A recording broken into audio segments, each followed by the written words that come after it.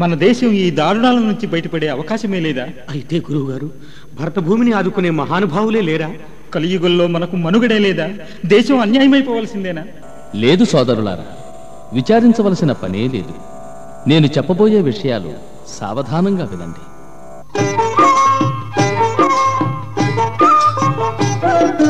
వినరా భారత వీర సోదరా, శ్రద్ధగా నా మాట.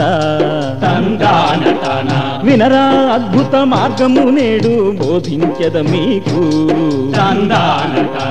భారతదేశము బంగారు బిడ్డల మాతృభూమి రయ్యా, మన మాతృభూమి రయ్యా. ఎందరెందరో పుడమిని బుట్టి ధన్యులైతిరయ్యా, ధన్యులైతిరయ్యా. దేవుళ్ళెందరో కలియుగమున భూమి పైన వెలిసే, మన భూమి పైన వెలసే. వారి మహిమలు చూపి పుడమిని పుణ్యతము చేసే, పుణ్యతము చేసే. కలియుగ జాతక చక్రం రాసెను వీర బ్రహ్మంగారు, మన వీర బ్రహ్మంగారు. తానే తిరిగి భూమిపైకి వస్తానన్నారు, వస్తానన్నారు.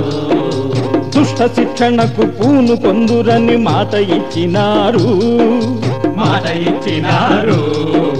కరికిట ధంధరిత